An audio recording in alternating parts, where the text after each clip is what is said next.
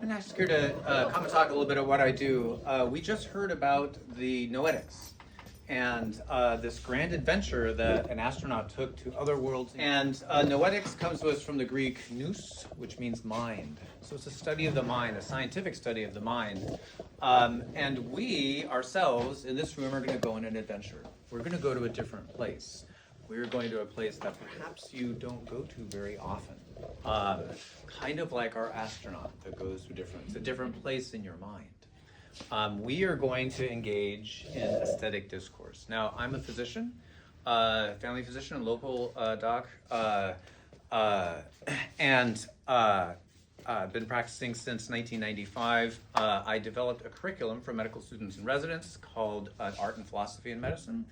It turns out in the idea there is that in classic education there was the liberal arts, the fine arts, and the practical arts. Practical arts are things like architecture, engineering, have to do with knowledge of things external to the self, right? How do we know all those things? That's practical arts.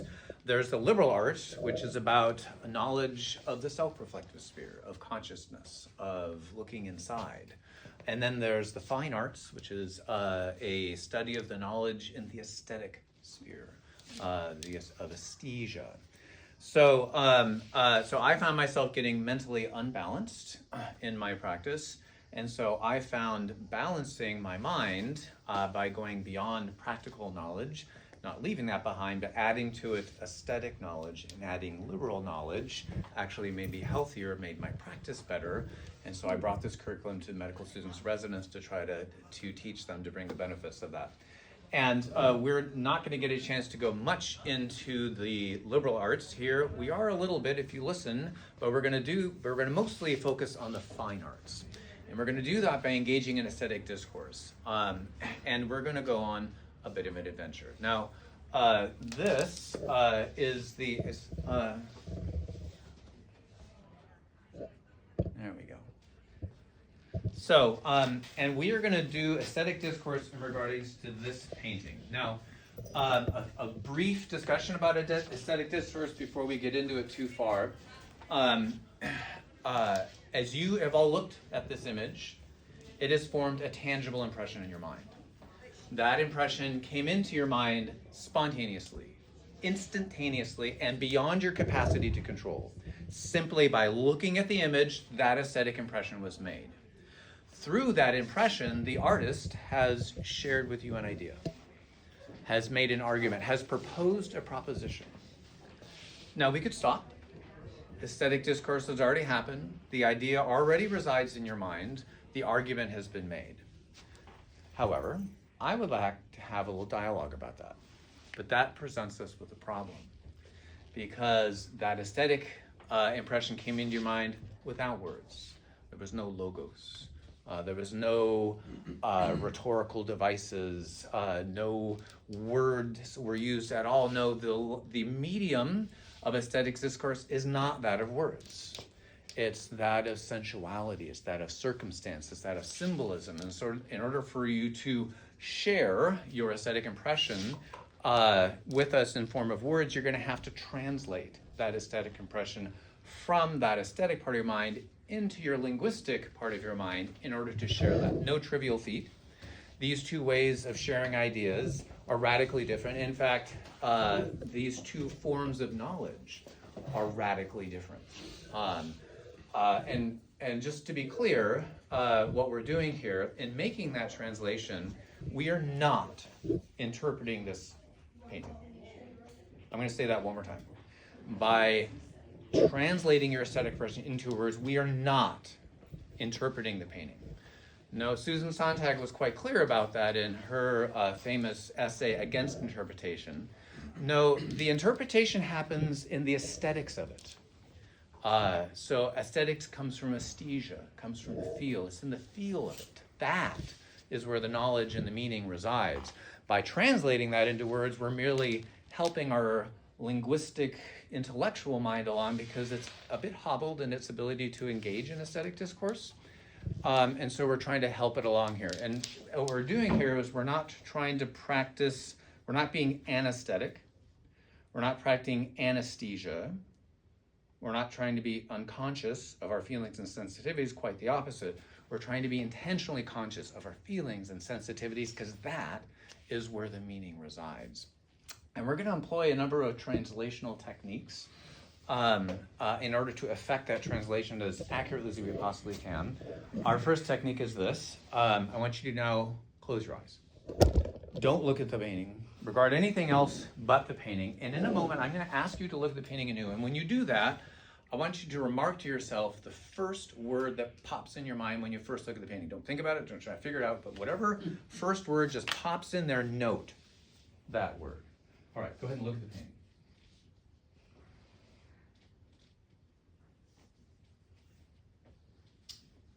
Right, note that word.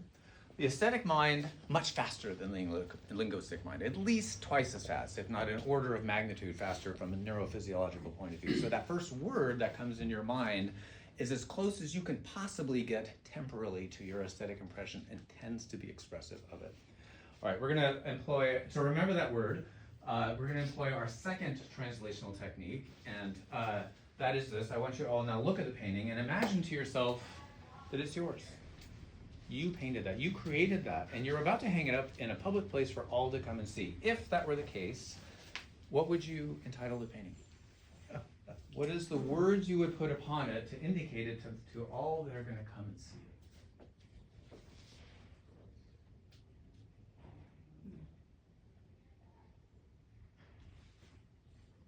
So remember that title. This naming of names is this grammatical undertaking where we take our sensual experience in life and we put a word to it, right? If there was a fuzzy white creature that was small with 4 legs and a long tail that ran across the room and then went meow, we'd say, oh, that's a elephant? Right, exactly. So the word cat doesn't, it's completely superfluous to the creature. Creature has no need for it. It means nothing to them. But we ourselves are intimately dependent upon that word to indicate it in our language. So when we're faced with something unfamiliar and we're struggling to put words to it, we're right at that transition between our sensual selves and our linguistic selves, and the words that come up in that borderland tend to be expressive of our aesthetic impression. All right. So before going on to our third translational technique, I want to offer the opportunity for those present to share either their first thought or the title they would entitle the painting. Not so much for discussion right now, just want to hear what has come up in the minds, in the nous, of those present regarding this particular painting. Oh, you want us to talk? Yes, tell us your word or your title. To the title, I'd say cloth. Cloth. Good. Then what? I'd say discard. Discard. Got the title, folds. Folds. I had fold also. Okay. Not for the title though. Sitting? Covering. Covering. Covering. Covering? Yes, covering. Good. I like that. Yeah, the two, it should be open. Any others? Comfort. Comfort. I had drip, blood and drip. Drip and blood. Well, that's interesting. This is fascinating, actually. You know, since he's a doctor, I was thinking it was like maybe a cloth from like surgery. Yes, that's where I was, yeah. There's a subtle redness there. That's what I thought too. Yeah. Right. I spilt the tomato soup. I spilled the tomato soup. Oh, I love it. I love that. Yeah. Well, I From our comedian. I just had the word awesome because I really couldn't think, It is awesome. except it was awesome, but I couldn't Yeah. think why or. That's quite a composition. Yeah. So, remember those words. That is literally your aesthetic mind speaking to you from its aesthetic depths and bringing you an experience in the form of words. Excuse me, doctor, could we ask what Eddie Oh, thought? What did you get? The title? Yeah, Uh-huh. Shred. both. what is it? Wall and shred. Wall and shred? Uh-huh. Okay, Oh, there we go. Shred. Interesting. Shrek. Shred. Shred. All right, so remember those words. We're referring to them as we keep going here. I'm gonna before going to our third translational technique, let me tell you a bit about the painting. The painting is actually entitled Letto Bianco. Anybody here speak Italian? I don't, but I looked it up. Yeah. So and it means White bed. White Bed. And it was painted by an Italian artist by the name of Giancarlo Vitali in 2005. Giancarlo Vitali, 1929 to 2018, was a contemporary painter from Belano, Italy, on the northern shores of Lake Como. He's characteristically guarded about the details of his life. We don't know much publicly about it so much. Apparently, in 2005, though, he was admitted for an undisclosed illness to the Manzoni Hospital in Lecco, Italy, a city at the southern end of Lake Como. During and after that experience, he produced a series of medically themed paintings that he'd entitled Cartella Clinica, which means in the Italian medical records. A Chronicle of an Unsought Sojourn was the subtitle. This painting is one in that series. We're going to move on to our third translational technique, and that is our symbolic appraisal. Symbolism is central to aesthetic meaning and aesthetic discourse. So symbols are simple things that stand for something much more complex. If I was driving down the street and I saw a round green sign that had a white mermaid holding up her two tails and a crown on it, I would say, oh, that's the symbol of Starbucks. and everything that Starbucks stands for, right? So when we open our phones and we it's filled with symbols, and those have meaning about what's behind those symbols that we can. So symbolic discourse is, you can't get away from it. It is entirely part of your life in so many different ways. So we're going to use your understanding of symbolism, and we're going to apply it to this painting. And there's many things in the painting that could be considered symbolic. Anybody, and I'm going to call out, the title is White Bed. So if an artist is going to give you some words associated with painting, like some artists don't do that, number 27 or whatever, or untitled, they're basically saying, like, I'm not giving you anything, you got to do the whole thing here. But if they're going to give you some information, well, that's fair game. So now we're talking about bed. So what's the symbolism of bed? Comfort. Symbolism of bed. Comfort. Sleep. Comfort. Rest. What was your word? Sleep. Sleep. Dreaming. Covering. Covering, Rest. right? Rest. You know, what came to me at discard was because whatever I saw when I looked at that, I got an experience, a sense of what was no longer being used as it was intended to be used. It was left over from some other process. It does look like And that. that's why discard or afterwards came to my mind first. Isn't that awesome? And I think that has something to do with symbology as well, because it represents, all wrinkled up and dirty, represents what's left after discard. something else had occurred. And that's, I Right, think, so let's go off. So sick bed, right, is another part of bed. So is there anybody in the bed? Could be. Not that we can see. Not that we can see. So there's this sort of remnants. remnant, that would be a Like, good well, word. I mean, I'm not Yeah. discard. I'm not. That's your aesthetic mind. I'm not going to argue with that at all. That's the sense. Yeah. Okay? It's maybe a better description of the sense that I came up with. So like something happened, and now this is the aftermath, right, of something. Interesting. All right, let's keep going. What else might be considered symbolic in the painting? The red color. The red color, yes. So from our artists, so color is symbolic in symbolic discourse. So an artist is going to choose their palette. They're going to figure, so and in the color choices, they are communicating to you into your symbolic mind. Purple is different than green, and I want a certain meaning, so I'm going to be choosing my colors. So we have to read, quote, the colors of the painting. So red, what is the symbolism of red? Blood, right? So we have the dripping, right? So what else is red symbolic of? Well, the blood is life also. Without it, we Right. won't be living. Life's blood, right? When Taylor's, okay, Hot fire? hot, it's a hot one, right? It's not hot, cool, it's hot, right? When Taylor Swift says loving you is, sings loving you is red, right? What are we saying?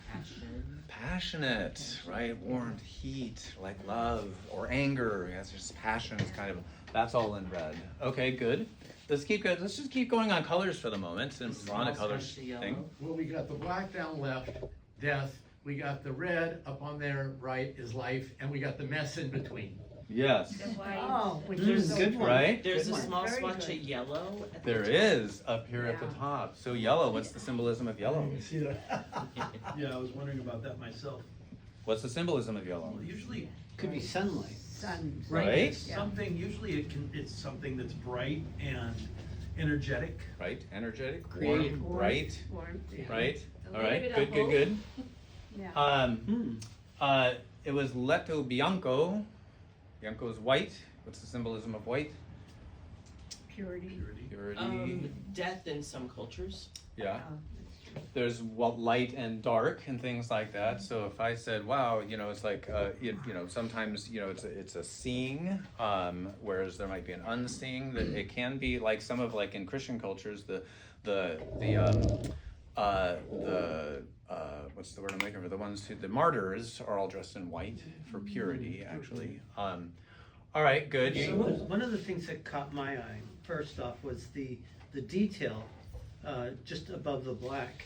Mm-hmm. Right in this area here, whereas Yeah. this is, there's no, whoops, there's no detail there, it's, Yeah.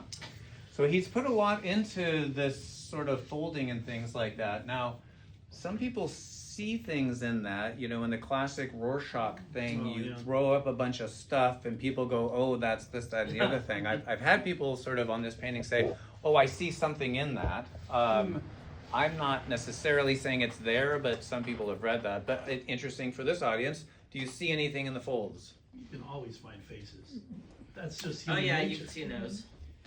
Right, so a lot of people say nose, eye, Yeah, that's true. forehead, kind of Interesting, beard or yeah. something like that. Self-portrait.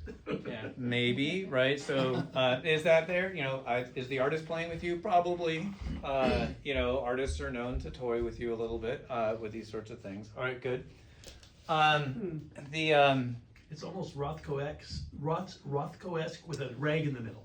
Well, so interesting that you say that because If you this take is. the rag out, you're almost looking Yeah. at something. So is there a Rothko-esque. snake head then?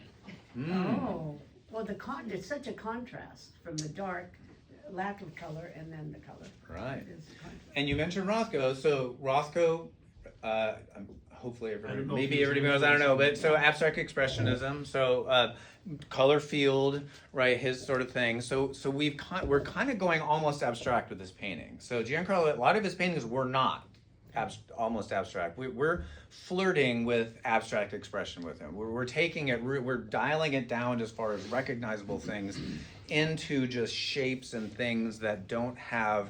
We're not talking about things I see in the world. I'm not saying he went all the way there, but boy, he's getting pretty close. Rothko, by the way, famous for saying when people would ask him, continually, he's like, well, what do your paintings mean? He was famous for saying, silence is so accurate. So he's saying, look, this is not a linguistic thing. It's not an intellectual thing. Let go. Go into other parts of your mind. You can't be engaging in it with that. Don't try to figure it out. Let it happen. Let it take you. That's where the meaning is. That's what he meant by that. And we're doing a little bit of that here. All right. So you mentioned black. You mentioned, I think, death was one of the things. What else is in black? Let's just not leave. It's like this huge thing down here. Well, you got night and day if you wanna, Night and day, the right? yellow and, at the top. well, it's also mystery because we can't Yeah. see into it. Right, Yeah. seeing, unseeing. Yeah. That'll goes in black. There's a complex. Black almost has potential energy because what comes out of the darkness is unknown, but there is something. It could be void. It could be void. Could be void, yeah. Could be void. So now, also, when an artist creates a strong axis of symmetry, when they create a strong sense of vertical or horizontal or something like that, what they're basically saying, and when they're drafting the painting this way, they're saying, okay, well, here's my symmetry thing, whatever that is. There's this side, there's that side. Note. Compare, contrast. There's things on this side, there's things on that side. I'm telling you something. I'm sending you information by drafting it that way. I would submit that there's at least one very strong sense of symmetry. So there's things on this side, there's things on that side.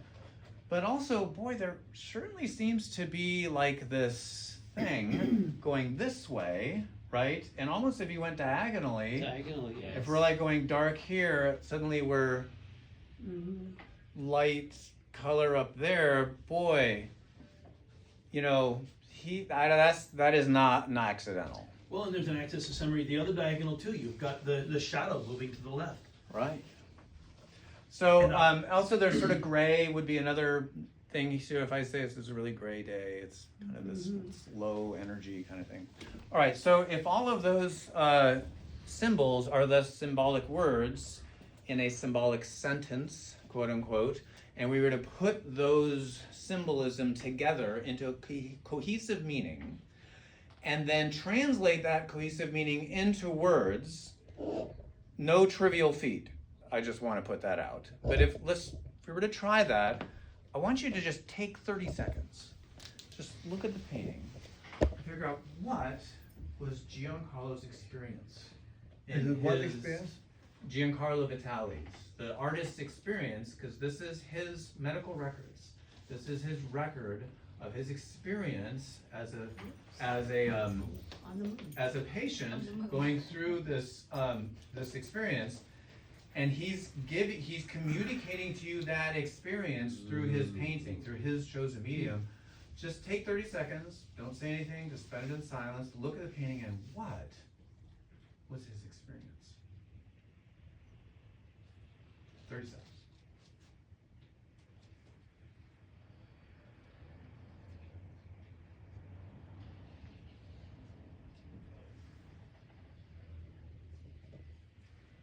They thought from their own aesthetic mind regarding this particular painting. So it's a discard from a very traumatic event, and I'm hauled off to surgery, bleeding, and this I discard what I was wearing. Okay. Good. I thought about pain to a recovery, or pain to healing. Mm-hmm. I would say because of the messiness of the cloth or bedspread or whatever it is, that it was a very troubling experience for him, psychologically, emotionally. Black and then the red and yellow on the opposing corner, maybe brush with death potentially, or struggle for life.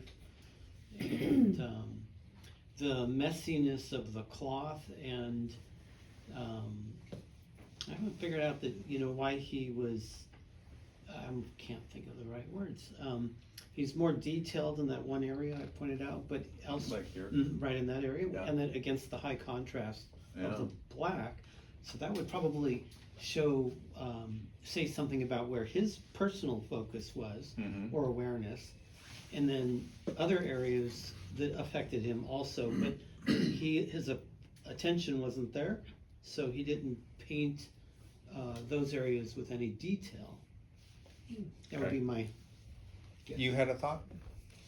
Oh, I was just thinking, as echoed here, this to me is about suffering, and the sharpness that you are mentioning is the core of his suffering, and he survived it.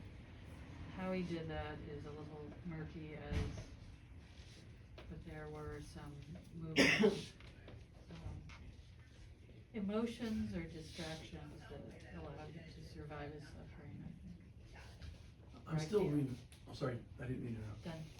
I'm still revisiting my initial impression, which really makes me feel like this is an image of the past. So in a sense of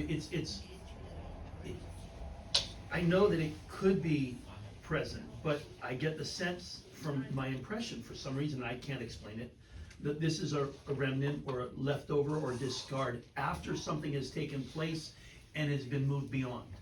Right. Does that make sense? I think it makes total It sense. just keeps coming back to me, and that was the initial He thing after could those have 30 put himself seconds. in it and say, here I'm suffering, but he It's didn't. not. It's an empty bed. Yeah. So the question then becomes, it's like, well, if there's two sides that are opposing and he left, did he go that way? Or did he go that way? Yeah. We don't know. We're not told. We don't know that. This is the remnant of what, so it's a reflection upon that whole experience. So I love that. And just for the interest of time, let me just, so I'm going to join you in trying to translate this. So I don't, I'm not an authority. Like he didn't write on the back. I was going for the symbolism. He didn't write into it, so I have to read it just like you do. But I'm going to give you my attempt at using all of the symbolism here. Okay, and that would be this. This is the sick bed, hospital bed, is a place of struggle.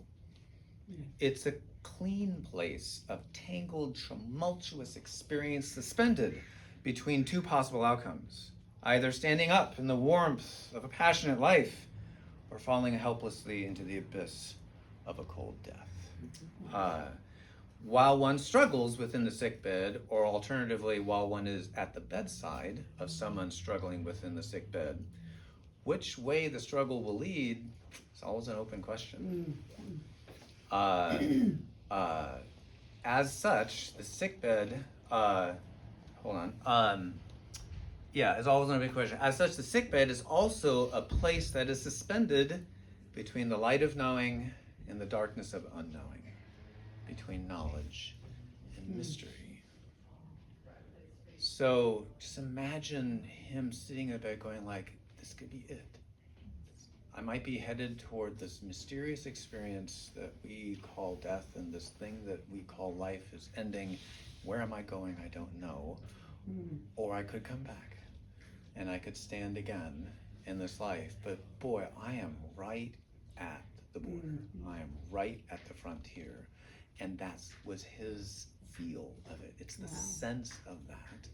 And he portrayed that. So this is in the part of a mind that is not linguistic. It's not what he was talking about. It's how that felt at this very deep aesthetic level. He put it on canvas for us and to share that. Wow. Wow, I always felt absence, but with very little hope with the sun. So that's the word that kept coming to me is absence. Well, so interesting to point out, look how present the abyss is. Look how marginal the standing up is. They're both there, but boy, this presence here is very powerful, very weighty, and he felt that more than he felt that. Again, we don't know which way he went. We happen to know that he lived through that experience, so he actually ended up going that way. But boy, while you're in the bed, that draw of this darkness, this abyss, is massive. And oftentimes just getting out of bed in the morning feels like the draw to just stay in Right. bed is a lot right. heavier than the effort it takes to climb out of bed and get going. Could it be possible, though, Yeah. that when he painted this, he had no image in mind? He just started painting. Like they say, when you write, you should just start writing. And I don't know if that's possible with an artist or not. That he started at one corner and just started painting, having nothing in mind, but just painting. Well, so isn't that interesting, your phraseology? Nothing in mind. We're here on Nous, Noetics, right? What is in the mind?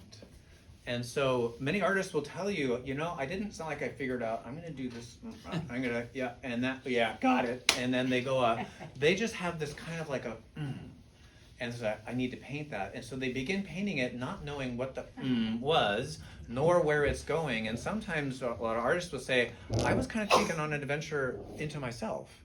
I started painting and suddenly things are coming out and it's like, oh, and I'm sure, Eddie can tell you that. It's like, this is just coming out. Where are we going with this? Whatever. I'm just going to, because in the mind is the feel of it and the sense of it as much as the thought of it. So our mind is as much that aesthetics, is as much as that feel and sense as is any thought that we have. And so that, and it's actually the play of those two together that form this yin-yang type of nexus kind of thing between thoughts and feelings and sense and intellect and all this stuff, and as it goes back and forth, that's what, there's this whole creative thing, that's what life in our experience is.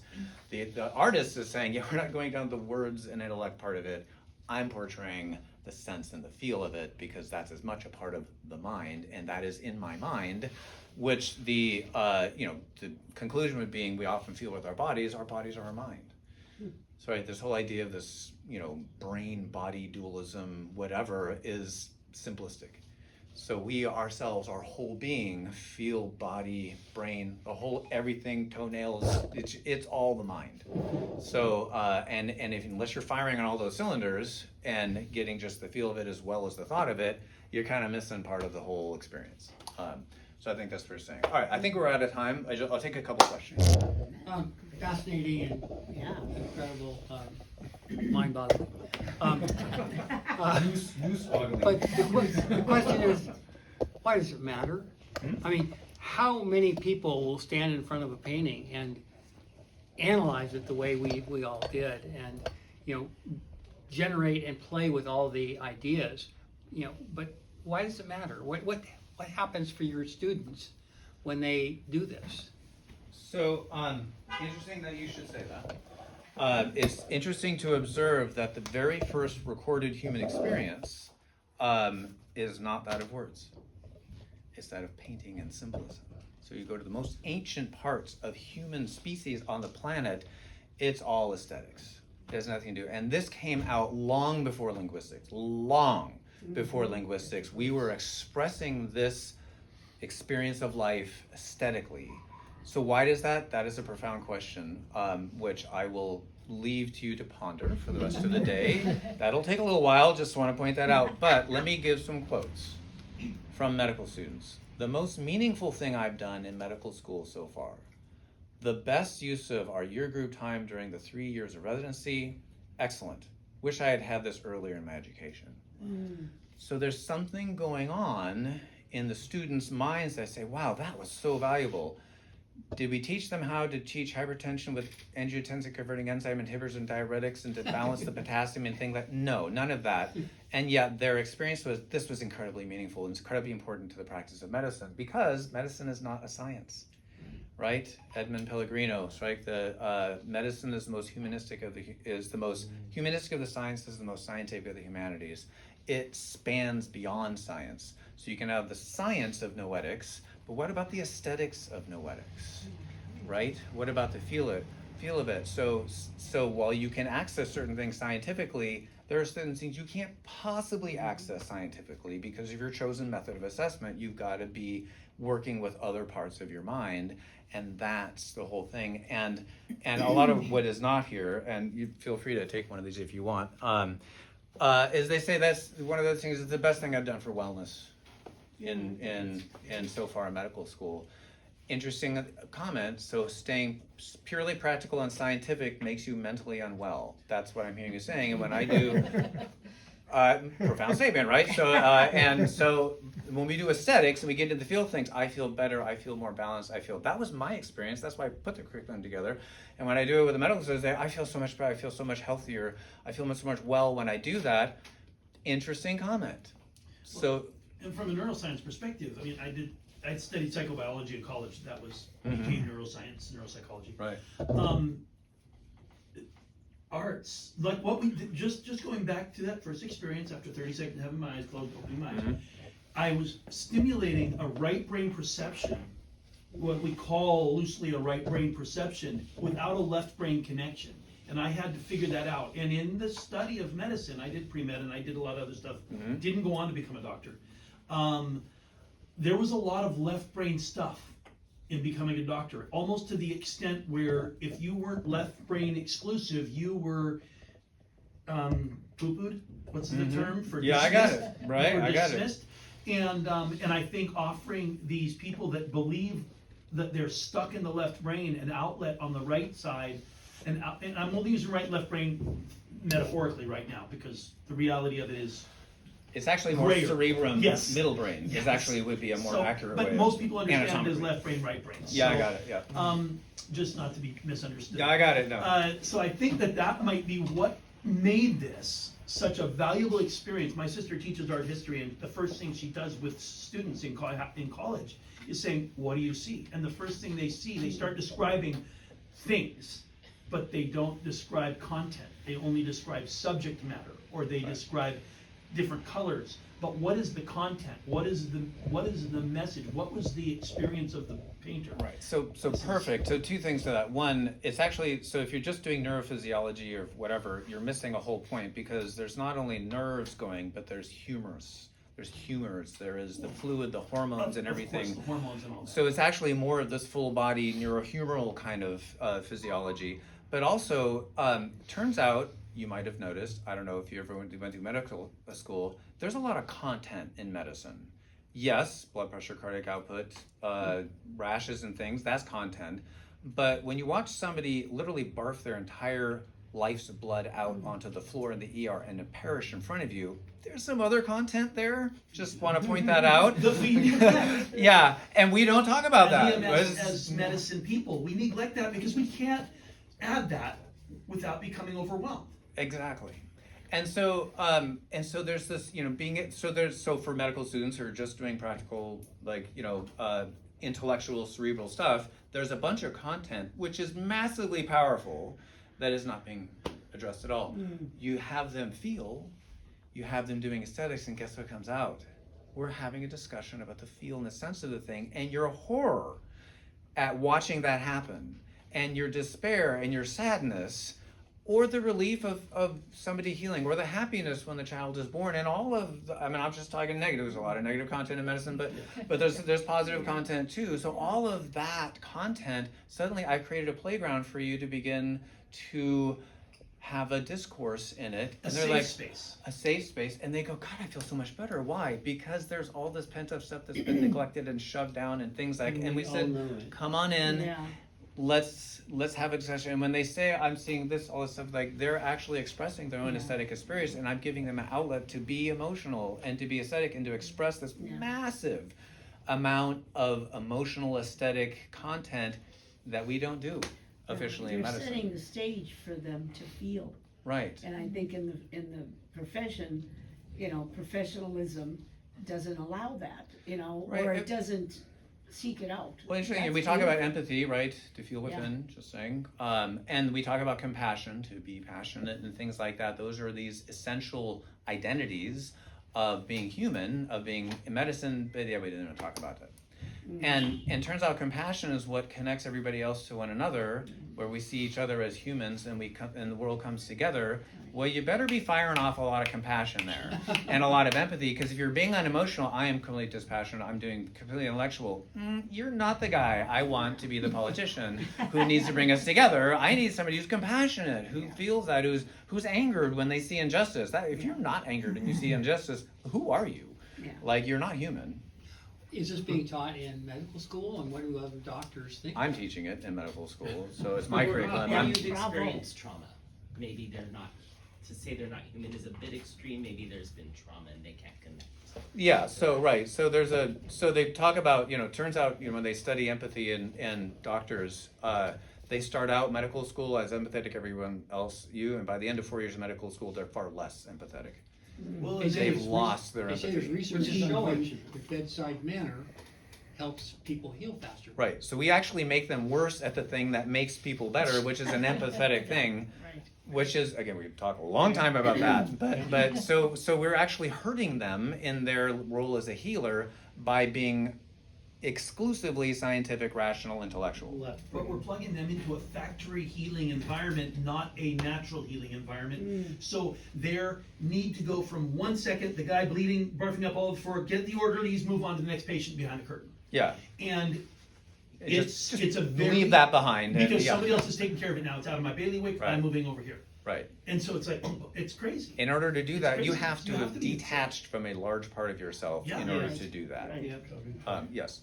One thing that is striking about your two presentations in a row is, and how they relate so dramatically to me, is that the astronaut experience, which virtually they all have had, as you have said, and looking back at the little blue pebble that is the Earth, they have this transformational experience. It has nothing to do with what they learned at MIT or the fact that they had just measured the size of the rocks on their walk on the moon that was a little different from the photograph from the previous person, and all those scientific things that they were supposed to be doing. But so Edgar had such a dramatic experience, talking about how much was being left out of his astronaut preparation and all his astronaut experience until he comes home and he forms a whole new institute. I'm going into peace. Yeah. Peace is everything. Love your fellow man. I mean, yeah, MIT was nice, but you know, we really need to love each other, take care of each other, stop Right. fighting each Well, other. it's Yeah. important. You know. And then someone cuts him off in traffic and he's like, Yeah. Yeah, and Well, right, it's the anger. war, it's the war industry that got us to space. Right, which is so. Last sort of thing, I just want to point out two things for Eddie. So speaking of that content that bears you down, right? It's right there. That Yeah. it's right there. That's beautiful. Speaking of the knowing that you need to offer to your patients, right? So, and an understanding. So I think Eddie and her medical experience and has, you know, inputted that and portrayed that aptly in these two portraits. Well, in Lana Uh, over there with the Holocaust survivor and the biggest smile, Yeah. Right, Yeah. right? Okay. Talk about a recovery. learning to Yeah. Yeah. embrace. Yeah, So, yeah. so I developed a theory on the red Yes. that represents, he lost something, be it bloodletting or an operation to remove something, and it travels upwards towards Gallbladder, I think it's in the up there. area of the yellow or sun or life, and then the bedspread representing his experience has also got a little red on the end there, showing that something occurred to him that was his blood. Yeah, or there's some something a little operation. transcendent about the whole column of passion leading to light up in the, you know, or something like life, that, you know, perhaps. to life or something like that. So that's definitely an upright kind of a rising thing. This is a falling into, you know, something else, right? He's probably hanging on for dear life down here with his. Yeah, right. This is where this is where it got really tense, That's right, right, there. that's right. And then we finally got Right that way. there, Ah. yeah. Listen, thank you so much. I actually have to go. I have to meet somebody in about 2 minutes. But yeah, so lovely to have you as an audience. Thank you. Yeah. I do. Okay, one, Oh, two, yeah. Whoosh. Thank you. Okay, thank you. I do some OLLI courses through CSUMB. I think I've been coming up in spring where we do a little bit of this kind of stuff. So if you're at all interested, OLLI does a really good job. And you might have an opportunity to hear some more. From, And thank you. Yeah, thank you. Just from the artist's point of view, just connecting the two talks. So some of the artists would say, we're just holding the brush. And then it comes from through. noetic or nous or the one consciousness. So we're just holding the brush for the divine or whatever. I'm just an instrument, just a brush. comes You know, through you. yeah, right. And then there's the book, Carmel Vixer, 100 Bohemian Artists. The book is kind of behind Valerie somewhere. And Randy asked one question: why do you paint? To 100 artists, and everybody pretty much, you know, said the same thing. We just have to. No Yeah. reason. We just, I don't know. It's not the left brain thing. We just kind of have to get it out. You know, it comes Yeah. from somewhere. But we were just born this way. We just kind of have to. Yeah. So it's not way of thinking like, oh, I want to paint the house. Or it's not like that. It just, you know, come from whatever out there. So I just hold the brush for them. That's great. So so some people call it an aesthetic imperative. It's just no, I must paint. No, they say, well, but I have. Yeah. It's just like this. It cries out Uh-huh. to be expressed. Right. Yeah. So that's why when I was going to art school and I'm in the shed, you know, painting all day, Fred has to come in. Like, do you want some chai? So, and just painting How about all food? day. Yeah. Right. You're gonna be up all night. Yeah, right. Yeah. So anyway, great talk. Thank Thank you you. All right. so much. Thank you. Yeah. That was Okay. great. So, join us next.